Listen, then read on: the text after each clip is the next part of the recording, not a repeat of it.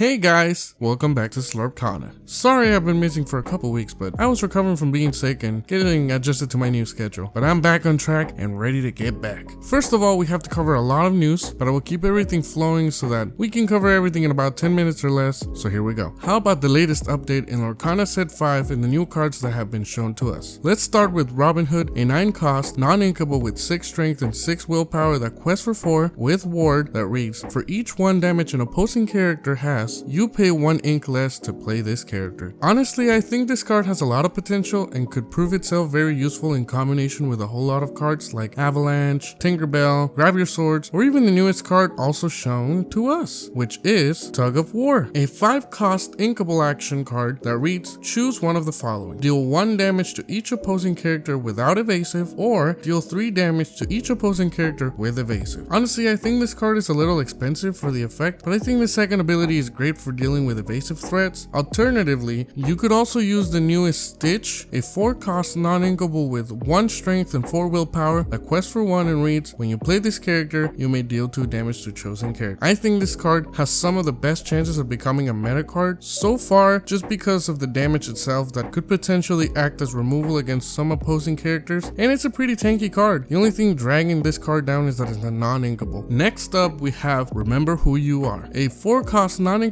action card that reads, if chosen opponent has more cards in their hand than you, draw cards until you have the same number. Honestly, I believe this card could be a great card in some moments and a terrible card in others, but I think this card could be great in Emerald Amethyst decks, just to help out on situations where you might need a lot more cards, or if you're going up against some of your weaker matchups like Ruby Sapphire or Sapphire Steel. Moving on to a brand new pair of cards, we have Mickey Mouse, a 4 cost inkable with 2 strength and 4 willpower that quests for 2 and reads, while you have a character named Minnie Mouse in play, this character gets +2 strength. And we also have Minnie Mouse, a 3 cost non-inkable with 2 strength, 4 willpower that quests for 1 and reads, whenever this character or one of your other characters named Mickey Mouse challenges another character, gain 1 lore. I honestly think Minnie Mouse is the better of the two, just because this is a great card for Ruby Steel challenger decks, and Mickey kind of depends on Minnie to get a boost, and Minnie's effect is applied on her without the need for Mickey. But that being said though, another great card coming to Ruby is Ratigan, a 7 cost non-inkable with 5 strength and 5 willpower that quests for 3 with shift 4 and evasive that reads, your damage characters get +2 strength. Honestly, this card isn't terrible if you shift, but if you have to pay 7, well then this card stinks. It's just too expensive to play, but it's a pretty tanky card and it does quest for 3, so I guess just the fact that it has evasive can make this card not that bad, but I still think it's a little bit expensive. Maybe had it been 1 cost cheaper, then I feel like this would have been a great card, but the fact that it's so expensive and it's a non-inkable, it's kind of bad. And lastly but not least, we have 2 vanilla cards. Of course, there's not much to say here, but I think they're both pretty good for being vanilla cards. We have Luisa Madrigal, a 6 cost non-inkable with 4 strength and 8 willpower that quests for 3, and Ludwig von Drake, a 5 cost inkable with 4 strength and 4 willpower that quests for 3. I think that out of the 2 cards, they're both about even, because one of them is tanky but can't ink, and the other one is weak but can be used as ink. So if I have to choose,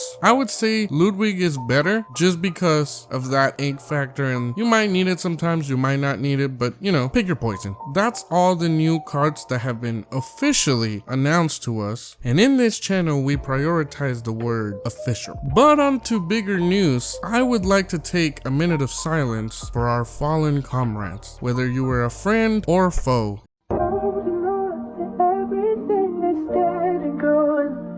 I don't wanna say goodbye, cause this one means forever. Lorcana has officially announced that starting on August 9th, on the store release of Shimmering Skies, Bucky will be losing all old abilities and costs and will now be a 3 cost inkable with 1 strength, 1 willpower without ward that quests for 1 and reads, whenever you play a Floodborn character, if you use shift to play them, each opponent chooses and discards a card. So what does this mean? Well, to sum it up, this card might as well be put in the trash. Look, as someone who plays Emerald Steel, I understand that the deck was unbalanced and needed a nerf 100%. But the route the game developers decided to take was just uncalled for, and they honestly could have done a lot better. they not only killed an entire archetype, but they killed a whole card. Let me explain to you a little bit of what that means. I think a ban would have been a lot better for the card because a ban can be undone and there can be cards eventually in future sets that will allow for this card to be dealt with properly and could be released once again. But what Ravensburger decided to do instead was not only to nerf but eradicate an entire card off of the meta because no one is gonna be running this card anymore. Not to mention that green steel will probably go back to being a not great archetype. But you know, let's give Ruby Amethyst more support because they clearly have been struggling for 4 sets now. So long, losers! Uh-oh. The top of his head is still showing. Claw at it!